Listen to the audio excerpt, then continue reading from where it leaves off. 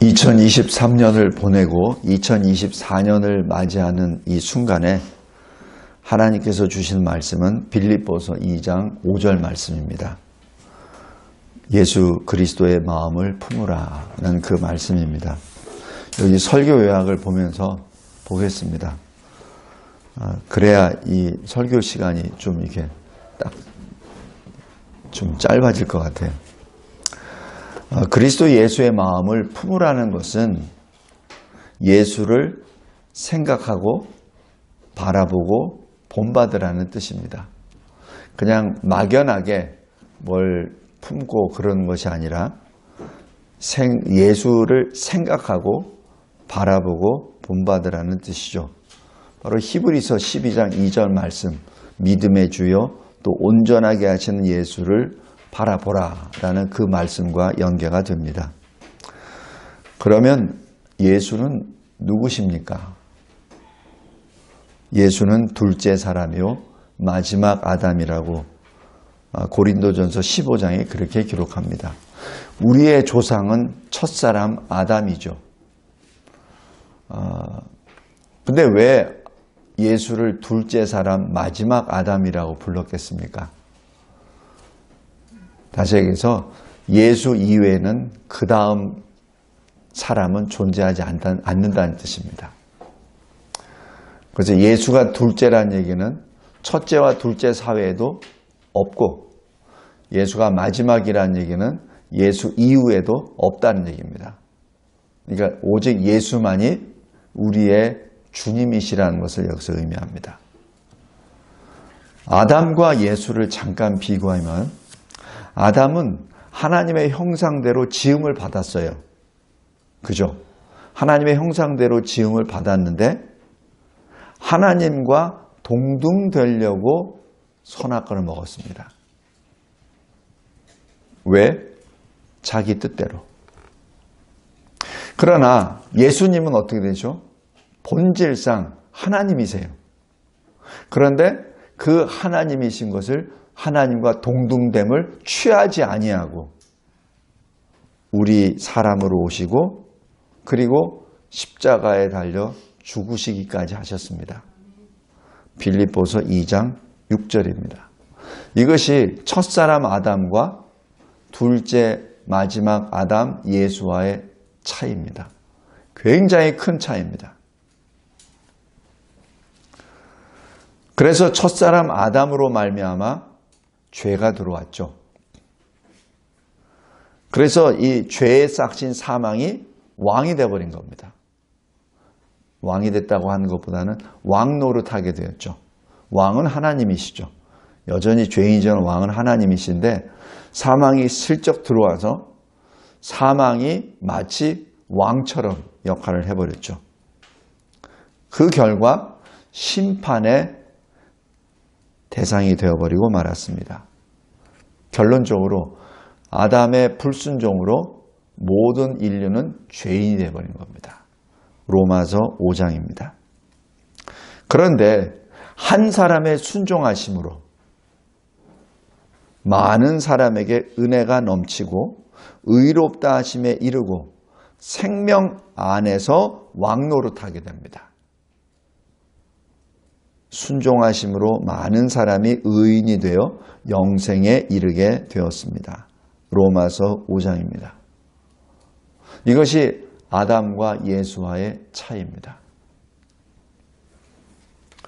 그래서 고린도전서 15장에서는 예수를 살려주는 영이라고 부릅니다. 그러니까 영어로 하면 생명을 주시는 영, life giving spirit입니다. 그러니까 생명을 주시는 분은 누구예요? 하나님이시잖아요. 하나님이란 뜻입니다.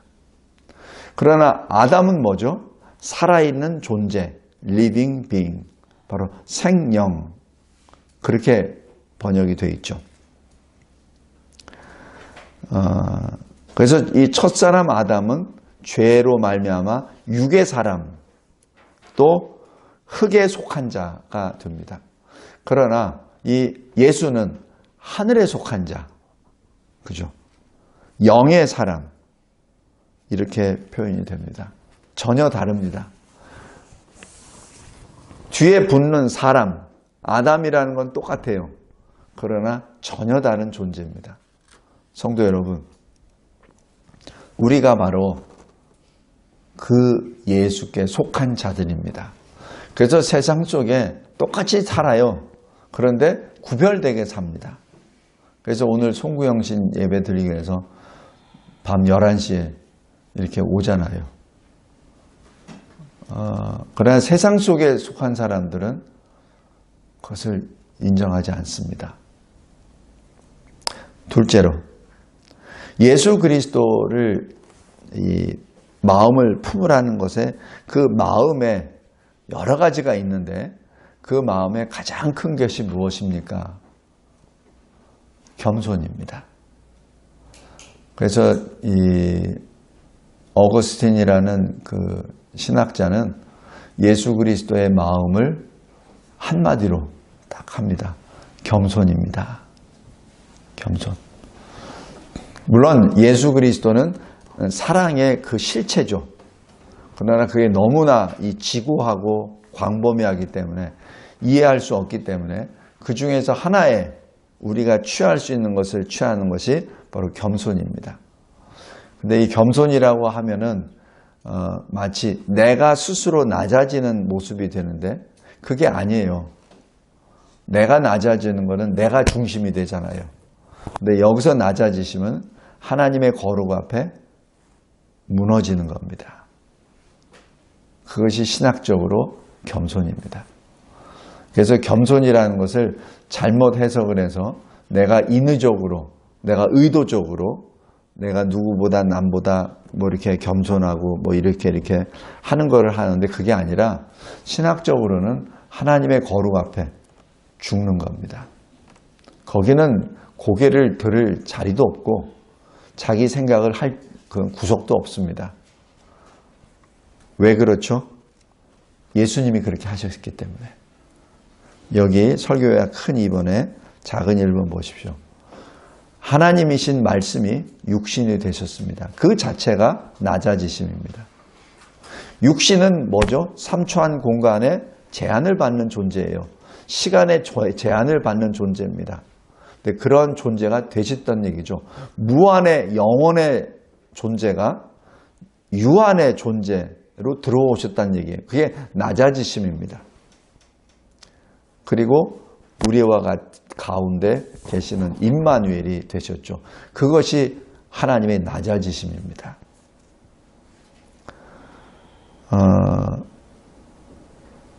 근본 하나님의 본체시나 하나님과 동등됨을 취하지 아니하시고 오히려 자기를 비워 종의 형체로 오셔서 사람과 같이 되셨고 사람의 모양으로 나타내사 자기를 낮추시고 또 낮추시고 그래서 언제까지? 죽기까지 순종하셨다. 어떻게 죽기까지? 십자가에 달려 죽으시기까지. 그러기에 예수의 낮아지심은 우리가 본받을 최상의 덕목입니다. 그래서 예수님이 그러잖아요. 이렇게 누가 너에게 나쁜 짓을 했으면 용서하라. 그러니까 얼만큼 용서해야 됩니까? 7번이요? 아니 70번에 7번을 더 하더라도 더 하란 얘기죠. 그럼 무한대입니다. 무한대. 근데 우리는 그렇게 용서되나요? 저 용서 못해요. 그렇게.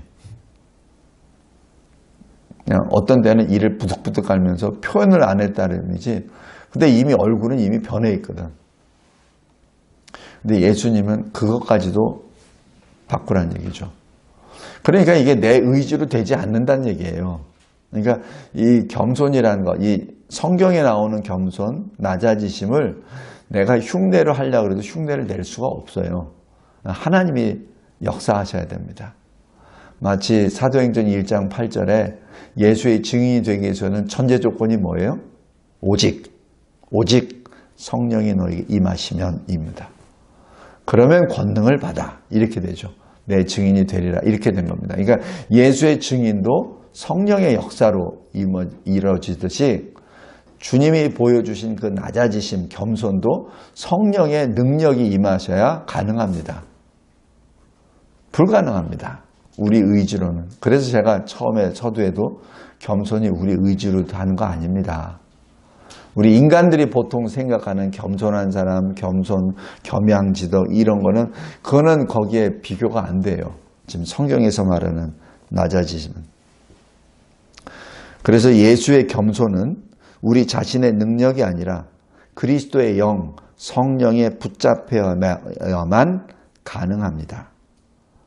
그래서 이 유다서 20절, 21절에 지극히 거룩한 믿음의 자신을 세우며 성령으로 기도하며 하나님의 사랑 안에서 자신을 지키며 영생에 이르도록 우리 주 예수 그리스도의 긍휼을 기다리라 라는 그 말씀이 바로 그겁니다. 그러니까 우리가 우리 자신을 어디서 지킨다고요? 사랑 안에서.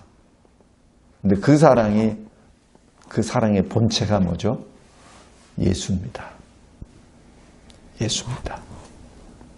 그래서 이 요한복음 3장에도 나오잖아요. 하나님이 세상을 이토록 사랑하사 독생자 예수를 보내셨으니 라고 하죠. 바로 그것이 바로 여기와 연결이 됩니다. 그러니까 하나님의 사랑은 바로 예수 그리스도와 바로 거의 직결이 됩니다. 셋째로 우리 오전 하단 말씀 봤죠? 누가복음 13장에 예수님이 제자들의 발을 씻어주시는 것을 우리가 보았습니다. 예수님이 제자들의 발을 씻어주는 것은 그냥 단순히 그냥 발만 씻겨주고 너희들 나를 본받아라 하는 그 차원이 아니에요. 그 차원이 아니라 너희들의 발을 씻어주시는 분이 하나님이라는 것을 지금 계시하신 겁니다. 그리고 그 하나님이 너희들을 위하여 발을 씻어주실 뿐만 아니라 십자가에 달려 죽으시기까지 하신다는 것을 미리 예시하신 것이죠. 그것이 제자들의 발을 씻어주시는 겁니다. 세부적인 것은 오전 설교에서 언급했기 때문에 여기서는 생략하겠습니다. 그러면서 예수님이 요한복음 14장 1절 한번 보세요. 요한복음 14장 1절.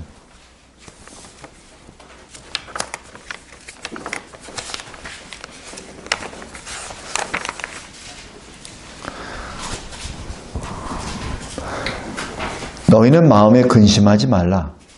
하나님을 믿으니 또 나를 믿으라. 이 말씀입니다. 지금 예수님이 가룟 유다를 보내시고 난 다음에 본격적으로 계속 제자들에게 하시는 말씀이에요. 본격적으로. 아예 본론으로 들어가시는 겁니다. 그러니까 십자가에 달려 죽으시기 전에 마지막으로 제자들에게 굉장히 강한 이 투로 말씀을 주십니다. 아예 이렇게 비유로 안 하세요. 그냥 본격적으로 들어가십니다. 그 중에 하나가 믿으라. 나를 믿으라. 두려워하지 말라. 나를 믿으라. 하나님을 믿으냐?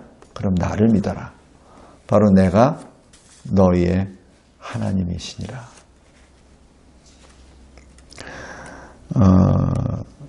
그리고 이 말씀을 하시면서 여기 13장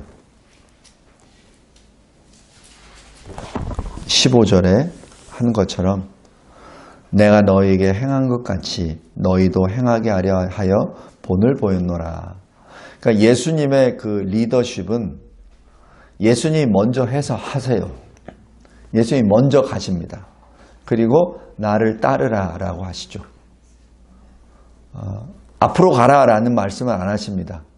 뭐 동쪽 서쪽으로 가라 그게 아니라 주님이 먼저 가세요. 그리고 나를 따르라 하십니다. 나를 따르라. 그러니까 저기 주님이 말씀하시잖아요. 나의 제자가 누구냐? 자기를 부인하고. 그러니까 자기를 부인한다는 얘기가 뭐예요? 죽으란 얘기입니다. 너의 자아, 지금 가지고 있는 자아가 죽으란 얘기죠. 너 자신이 살아있다는 것, 너 자신의 주장, 너 자신의 고집을 다 죽이란 얘기입니다. 부인하란 얘기고. 그 다음에 뭐예요? 내가 너에게 주는 십자가를 메고 그 다음에 나를 따르라. 나를 따르라는 얘기 뭐예요? 내가 지금 너희들의 그 십자가를 메고 내가 가고 있으니까 나를 따라오라는 얘기입니다. 그게 예수님의 리더십입니다.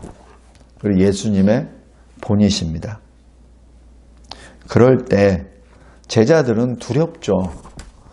예수님이 뭐 죽으신다고 하니, 근데 뭐 이렇게 하나님 아버지와 아버지께서 약속하시는 것을 보내주신다고는 하긴 했는데, 그건 눈으로 보이는 것도 아니고, 뭐 사인 받은 것도 아니고, 눈에 보이는 예수님이 사라지시니까 두렵죠.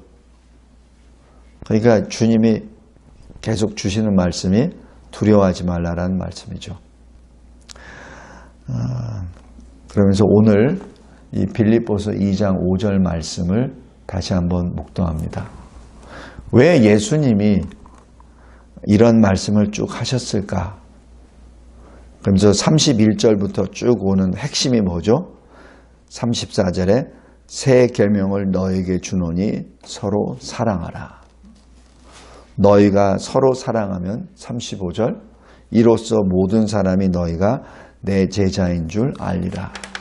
이렇게 하시면서 14장 1절에 근심하지 마, 두려워하지 마 라는 그 말씀을 하고 14장 6절에 또 말씀합니다. 내가 곧 그 길이요 그 진리요 그 생명이니 나로 말미암지 않고는 아버지께로 올 자가 없느니라 라고 그렇게 말씀합니다. 그리고 또 이렇게 말씀하세요. 13절 보세요. 너희가 내 이름으로 무엇을 구하든지 내가 행하리라. 여기서 14절도 또 반복하세요. 내 이름으로 무엇이든지 내게 구하면 내가 행하리라. 지금 예수님이 약속하시는 거예요. 예수님이 십자가에 달려 죽으시기 전에 지금 제자들에게 계속 주시는 말씀입니다. 제가 오전에 말씀드렸잖아요. 일주일 후에 여러분이 죽는다고 했을 때 여러분은 뭘 하겠습니까? 그죠? 먼저 자기 재산 어떻게 이게 해보겠죠. 그 다음에 여태까지 소원했던 무슨 가족들을 만나든지 뭘 어떻게 하겠죠. 그러나 예수님은 그러지 않아요. 지금 제자들에게 계속 지금 말씀을 주십니다. 그러면서 15절 보세요. 너희가 나를 사랑하면 나의 계명을 지키리라. 그러니까 뭐예요? 나를 사랑하면 당연히 내 말씀을 지킬 수밖에 없지. 그 얘기는 내 말씀을 지키지 않으면 예수를 사랑하지 않는다는 것이 되죠. 그러니까 사랑은 추상명사가 아니에요. 사랑은 우리 손으로 만질 수 있는 겁니다. 16절 잘 보세요. 내가 아버지께 구하겠으니 그가 다른 보혜사를 너에게 주사 영원토록 너희와 함께 있게 하리니. 여기서 다른 보혜사라고 했죠. 그러니까 원래 보혜사는 누구예요? 예수님. 예수님. 그 보혜사라는 헬라어가 파라클레이토스입니다. 파라라는 그 뜻은 with입니다. 영어로. 그러니까 함께 있다는 얘기예요. 그러니까 함께 있도록 보내심을 받은 자가 보혜사입니다. 그게 성령이에요.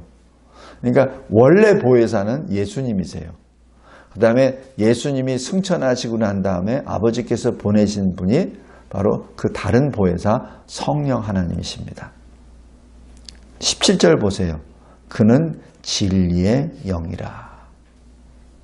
성도 여러분, 그 진리의 영이 너희와 함께 거하심이요 또 너희 속에 계시겠습니다. 그래서 우리가 기도할 때 우리 안에 내주하시는 성령이시여 이렇게 기도하는 이유가 이거를 근거로 하는 겁니다. 다시 여기 빌립보서 2장으로 다시 돌아가겠습니다.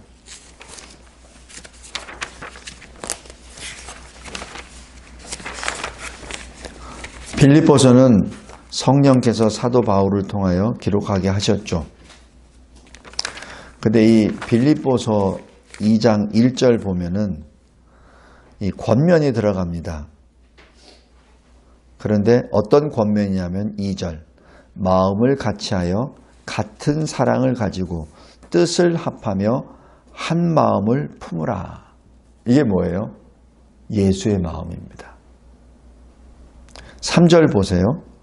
아무 일에든지 다툼이나 허용으로 하지 말고 오직 겸손한 마음으로 각각 자기보다 남을 낮게 여기라. 이게 지금 예수의 마음을 품는 구체적인 모습들입니다. 4절 보세요. 각각 자기 일을 돌볼 뿐더러 또한 각각 다른 사람들의 일을 돌보아 나의 기쁨을 충만하게 하라. 이 얘기는 뭐죠? 다른 사람에까지 돌보아 주셨을 줄 때 주님이 기뻐하신다는 얘기입니다. 그러니까 우리가 남을 도울 때, 연약한 자를 도울 때 그때 주님이 기뻐하신다는 얘기예요. 어느 정도까지 예수님이 말씀을 하셨죠? 왜 의인이 양 같은 의인들이 묻잖아요. 우리가 언제 주님께 물을 드렸습니까? 언제 옷을 줬습니까? 먹을 걸 주셨습니까? 라고 했을 때 주님이 뭐라고 하시죠? 가장 작은 자에게 물 한 잔 준 것이 나에게 준 것이다. 그죠? 지금 그 얘기입니다. 그러면서 오늘 우리 본문 너희 안에 이 마음을 품으라 라고 그렇게 말씀합니다. 이것이 우리 2024년 우리 교회 표어입니다. 예수의 마음을 품으라. 예수의 마음을 품으라. 그 예수의 마음을 품었을 때 어떤 역사가 일어납니까? 그것이 빌립보서 1장 27절, 28절, 29절입니다. 27절 보세요. 오직 너희는 그리스도의 복음에 합당하게 생활하라. 이게 첫 번째입니다. 예수의 마음을 받은 자들은 이렇게 살아합니다. 그리스도의 복음에 합당하게 생활합니다. 이는 내가 너에게 가보나 떠나 있으나 너희가 한 마음으로 서서 한 뜻으로 복음의 신앙을 위하여 협력하는 것이다. 그러니까 우리가 왜 예수님이 발을 씻어주시면서 그냥 사랑하라가 아니라 서로 사랑하라 하셨잖아요. 그죠? 서로 사랑하라. 그러니까 예수의 제자들은 서로 사랑해야 될 의무가 있는 겁니다. 서로 사랑하라. 다투지 말고 서로 사랑하라. 혹시 옆에 있는 교인에 의해서 무시를 당하거나 또 욕을 먹었더라도 품고 사랑하라는 얘기죠. 그 얘기입니다. 근데 우리가 참 그 행하기 어렵죠. 조금만 해도 마음이 상해버리는데. 근데 지금 주님이 하시는 거예요. 복음의 신앙을 위하여 협력하라. 하나가 되라. 두 번째, 28절입니다. 무슨 일에든지 대적하는 자들이 있을 터인데 그들 때문에 두려워하지 말라. 왜? 너희들의 대적은 멸망의 대상이다. 그러나 너희는 구원의 대상이다. 왜? 너희들은 하나님께로부터 났기 때문에. 그러니까 서로 협력하고 두 번째, 두려워하지 마. 세상을 두려워하지 마. 세상 사람들이 너희에게 손가락질하고 돌을 던진다고 해서 두려워하지 마. 근데 이 빌립보서를 누가 기록했죠? 바울이. 어디에서? 감옥에서. 죄수로 지금 이 체인에 묶여서 있으면서 이 감옥 밖에 있는 성도들에게 지금 권면하는 겁니다. 감옥 안에 있는 사람이 두려워하지 말래요. 오히려 감옥 밖에 있는 사람이 말해야 되는 건데, 그죠? 그 다음에 셋째, 어떻게 마음을 품습니까? 그리스도를 위하여. 다만 그를 믿을 뿐 아니라 그를 위하여 고난도 받으라. 두려워하지 말고 고난도 받으라는 얘기입니다. 그러니까 예수의 마음을 품으라는 얘기는 그냥 무슨 성인 군자 되는 식으로 에헴하고 그러는 게 아니에요. 고난을 받으라는 얘기입니다. 고난을 피하지 말고. 성도 여러분, 오늘 말씀을 맺겠습니다. 이 본문 내용이 굉장히 깊어요. 그래서 이 내용 가지고 몇 달을 설교해도 모자랍니다.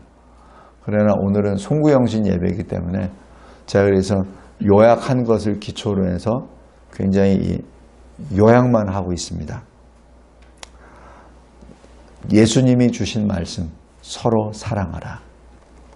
근데 서로 사랑하라는 것인데 그리스도인의 삶의 중심은 낮아짐입니다. 예수를 본받아 낮아짐, 겸손입니다. 그리고 그 낮아짐에 나타나는 모습은 첫째, 복음에 합당하게 협력하라. 자기 일을 돌볼 뿐만 아니라 다른 사람, 다른 성도들의 일도 돌봐주라. 두려워하지 말라.